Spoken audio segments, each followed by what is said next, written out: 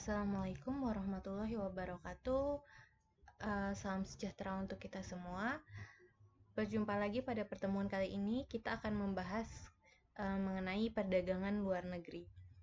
Nah, perdagangan luar negeri atau perdagangan internasional merupakan hubungan kegiatan ekonomi antar negara yang diwujudkan dengan adanya proses pertukaran barang atau jasa atas dasar sukarela dan saling menguntungkan, di mana perdagangan luar negeri dapat dilakukan oleh antar perorangan atau individu dengan individu atau individu dengan pemerintah suatu negara lain. Apa sih sebenarnya manfaat dari perdagangan luar negeri? Jadi manfaat perdagangan luar negeri adalah memperoleh barang yang tidak diproduksi, yang tidak ada di negara kita, yang hanya diproduksi oleh negara lain. Kemudian efisiensi. Selanjutnya ada perluasan konsumsi dan produksi, kemudian ada spesialisasi dan sumber penerimaan negara. Nah, apa sebenarnya yang mendorong faktor apa yang mendorong terjadinya perdagangan internasional ini? Yang pertama, adanya perbedaan dan keterbatasan kualitas sumber daya manusia. Sebagai contoh, di negara kita masih terbatas sumber daya manusia untuk kegiatan-kegiatan yang membutuhkan sumber daya manusia atau tenaga kerja yang memiliki keahlian yang tinggi. Kemudian perbedaan selera masyarakat. Jadi ada beberapa masyarakat yang menyukai produk-produk luar negeri. Ada yang tetap menyukai produk dalam negeri. Kemudian adanya perbedaan sumber daya alam yang dimiliki. Nah, ini juga menjadi salah satu faktor pendorong, di mana perbedaan sumber daya alam ini seperti bahan pangan, biasanya tidak semua bahan pangan terdapat di negara kita, seperti itu. Kemudian keuntungan jika menggunakan produk dari negara lain. Adanya perbedaan iklim. Nah, adanya perbedaan iklim dengan sumber daya alam yang dimiliki ini saling berkaitan, di mana negara kita atau negara dengan iklim tropis hanya memiliki 2 musim, sedangkan ada beberapa tanaman atau buah yang hanya bisa diproduksi di negara yang memiliki 4 musim, seperti itu, sehingga mengakibatkan perlunya perdagangan internasional ini. Kemudian juga bisa dilihat dari sumber daya lain seperti ikan. Tidak semua ikan yang ada di negara kita ini ada di luar negeri, sehingga beberapa produk kita ada yang diekspor. Kemudian kita juga bisa mengimpor produk yang sulit didapatkan di negara kita. Kemudian adanya perbedaan biaya produksi dan spesialisasi produksi. Kemudian adanya persaingan antar pengusaha dan antar negara. Selanjutnya, keunggulan dari perdagangan internasional ada 2 jenis, yaitu keunggulan absolut dan keunggulan komparatif.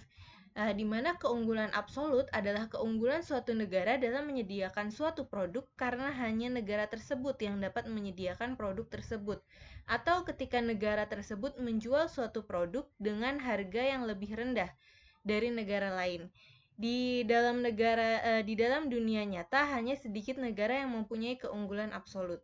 Kemudian ada juga keunggulan komparatif, adalah keunggulan yang diperoleh suatu negara di mana negara tersebut memperoleh keuntungan yang paling besar atau kerugian yang paling sedikit dalam menjalankan perdagangan internasional.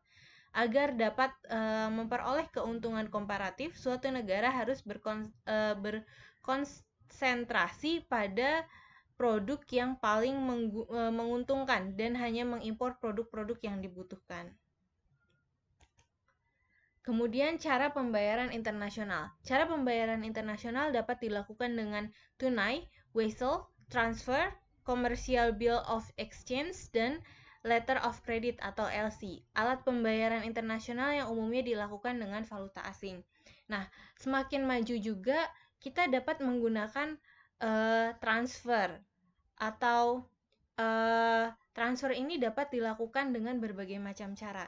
Banyak aplikasi yang digunakan untuk transfer atau melakukan pembayaran untuk internasional dengan lebih mudah. Contohnya kita dapat menggunakan PayPal.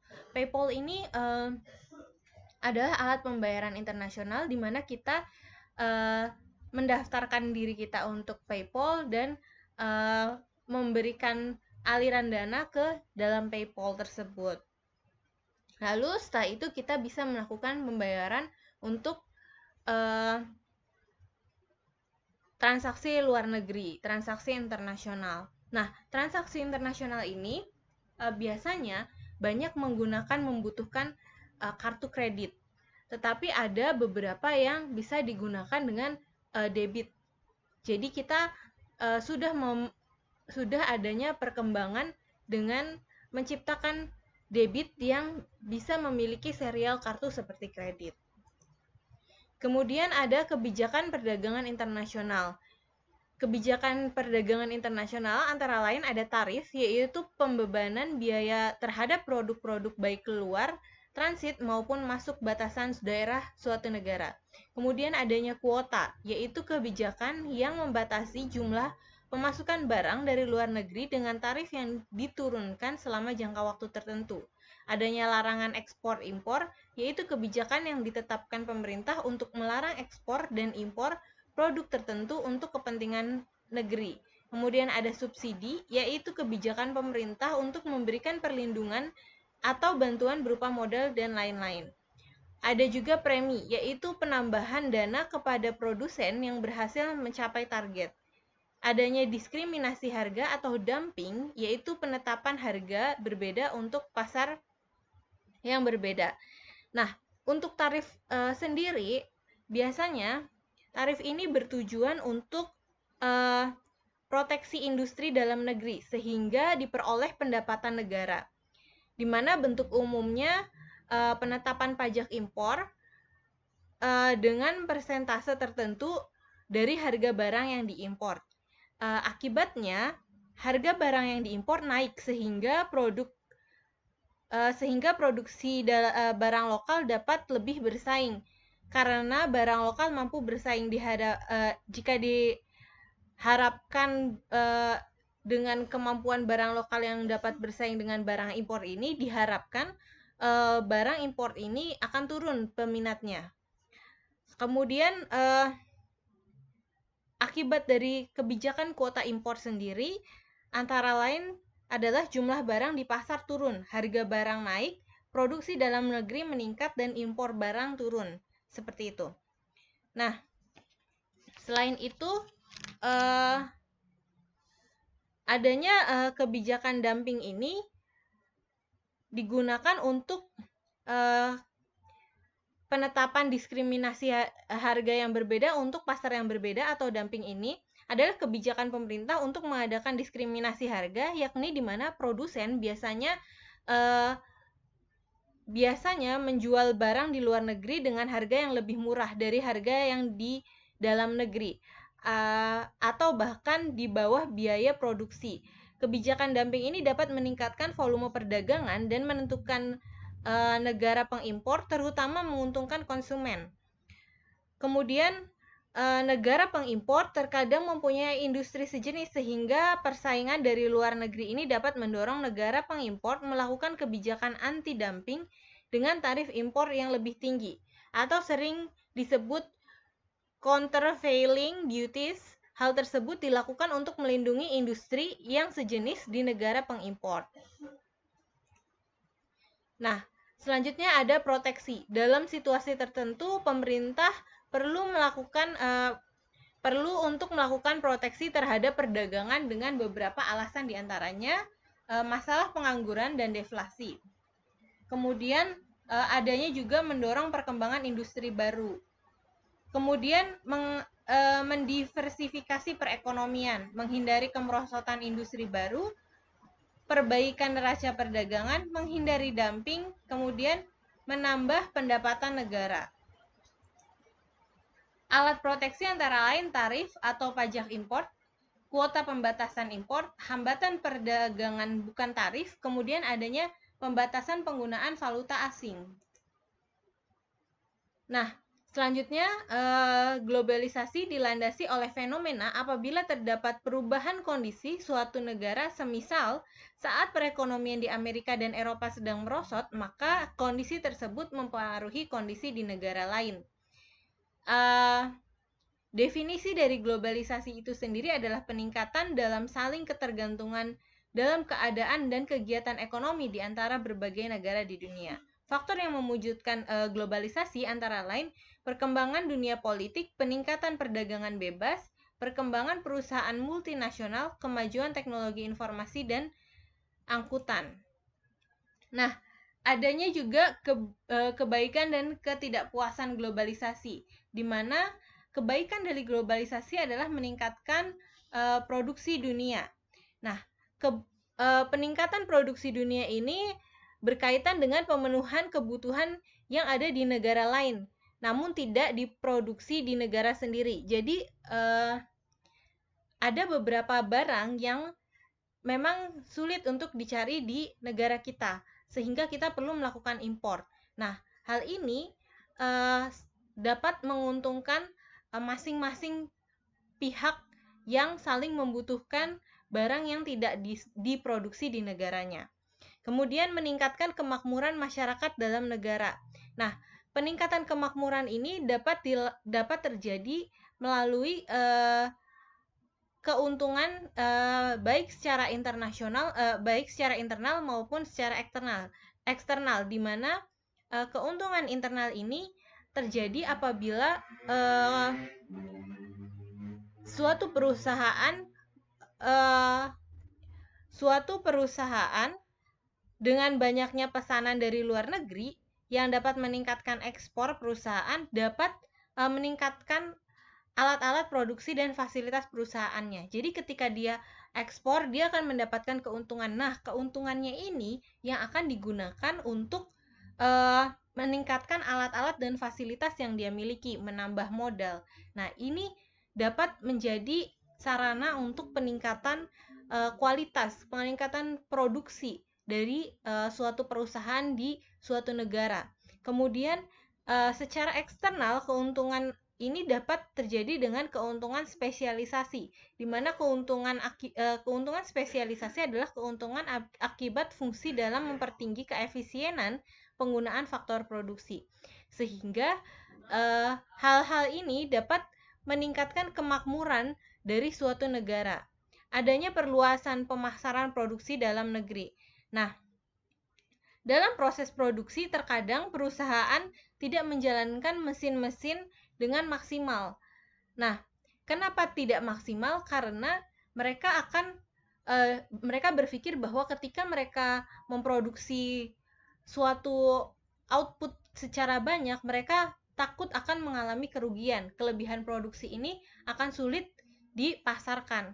Namun dengan adanya perluasan pemasaran produksi dalam negeri ke luar negeri, ini akan mempermudah pemasaran, sehingga ketika mereka menjual memproduksi lebih barang melalui mesin-mesin atau alat-alat mereka, ini hasil outputnya bisa dijual ke luar negeri. Nah, ini yang dapat terjalin antara menjadi perluasan pemasaran produksi dalam negeri ke luar negeri. Kemudian menyediakan dana tambahan untuk pembangunan.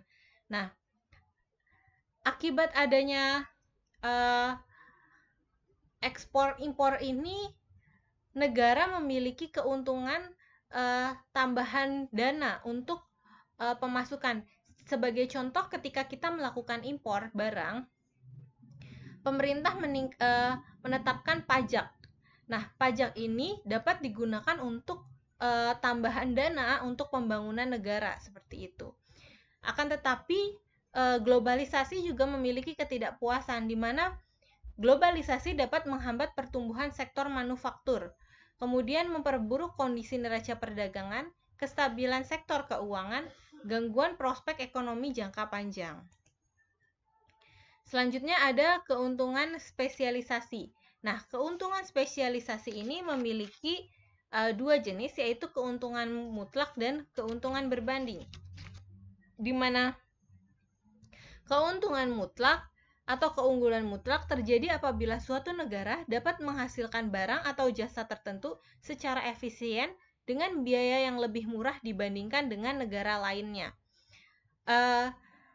Seperti negara tersebut memproduksi barang-barang yang lebih murah dengan memilih kualitas barang yang baik tetapi harganya lebih murah, atau menekan biaya produksi. Nah, inilah yang dapat disebut dengan keunggulan mutlak. Dari keunggulan mutlak ini dapat menghasilkan timbal balik dari perdagangan, dapat menghasilkan keuntungan yang berbanding terbalik dari perdagangan. Kemudian adanya valuta asing. Apa sih sebenarnya valuta asing? Valuta asing adalah sejenis mata uang asing yang digunakan sebagai alat pembayaran di negara lain. Perbandingan nilai valuta asing satu negara dengan negara lain dikenal dengan nilai kurs. Nilai tukar atau exchange rate, nilai tukar valuta asing menunjukkan jumlah mata uang dalam negeri yang diperlukan untuk memperoleh satu unit mata uang asing. Kemudian ada jenis-jenis kurs. Yang pertama, sistem pasar bebas. Apabila transaksi jual beli valuta asing berubah-ubah sesuai perubahan permintaan dan penawarannya. Kemudian jenis yang kedua adalah sistem stabilisasi kurs. Apabila nilai kurs berubah-ubah dalam batas yang kecil karena ada kebijakan dari pemerintah. Selanjutnya ada sistem kurs tetap apabila pemerintah menentukan nilai kurs pada nilai tertentu. Nah, selanjutnya kita ingin tahu apa sih faktor yang mempengaruhi perubahan kurs. Faktor yang mempengaruhi perubahan kurs antara lain perubahan harga barang-barang ekspor dan impor, kenaikan tingkat harga umum di dalam negeri, perubahan cita rasa atau selera masyarakat, perubahan tingkat bunga, dan pengembalian investasi. Selanjutnya ada pengertian neraca pembayaran. Neraca pembayaran internasional adalah balance of payment, adalah suatu sistem akuntansi yang mencatat seluruh transaksi ekonomi antara penduduk suatu negara dengan penduduk dari negara lain selama kurun waktu tertentu. Sedangkan defisit adalah neraca pembayaran. Defisit dalam neraca pembayaran adalah bila pengeluaran luar negeri yang dilakukan penduduk suatu negara melebihi jumlah penghasilan atau penerimaan yang diterima oleh penduduk negara tersebut. Kemudian surplus neraca pembayaran adalah bila suatu negara lebih banyak menerima daripada mengeluarkan dalam transaksi negaranya. Nah, dalam neraca pembayaran di Indonesia ini menyangkut neraca transaksi berjalan yang di dalamnya ada neraca perdagangan di mana mengikutsertakan ekspor dan impor barang. Kemudian neraca jasa atau service account, neraca transaksi sepihak atau unilateral account, kemudian neraca modal atau capital account, di mana neraca modal ini meliputi impor modal, di mana di dalamnya ada impor modal pemerintah dan swasta, dan ekspor modal dari pemerintah dan swasta juga. Kemudian perubahan cadangan devisa, selisih perhitungan, neraca lalu lintas moneter. Tujuan pembuatan neraca pembayaran antara lain memberikan informasi kepada pemerintah tentang peranan hubungan ekonomi luar negeri terhadap perekonomian nasional, membantu pemerintah dalam usaha menentukan kebijakan ekonomi internasional dalam hubungan dengan politik moneter, fiskal, perdagangan, dan pembayaran internasional selama dengan tujuan yang ingin dicapai. Selanjutnya devisa. Kita sering mendengar ada devisa negara. Nah, devisa ini apa sih sebenarnya? Devisa adalah suatu yang bisa digunakan untuk melakukan transaksi pembayaran luar negeri dengan syarat dapat diterima dan diakui negara di dunia. Sumber devisa berasal dari pinjaman atau utang luar negeri, hibah, penerimaan dividen, beserta bunga dari luar negeri, hasil ekspor barang dan jasa, kiriman valuta asing dari luar negeri, serta wisatawan yang berbelanja di dalam negeri. Kemudian manfaat devisa antara lain membeli barang-barang impor, membayar hutang beserta bunga hutang luar negeri, membiayai kegiatan perdagangan luar negeri, membiayai perwakilan di luar negeri, membiayai atlet, misi kebudayaan, studi banding atau pekerjaan dinas pejabat negara, jenis-jenis devisa dibedakan menjadi dua, yaitu devisa umum dan devisa kredit. Devisa umum adalah devisa yang diperoleh dari kegiatan ekspo, penjualan jasa, dan bunga modal. Kemudian devisa kredit adalah devisa yang diperoleh dari peminjaman luar negeri atau kredit. Sekian yang dapat saya sampaikan. Jika ada hal yang ingin didiskusikan atau ada hal yang ingin ditanyakan, silakan dilakukan dalam forum diskusi. Selebihnya, jika ada salah kata, saya mohon maaf. Akhir kata, wassalamualaikum warahmatullahi wabarakatuh.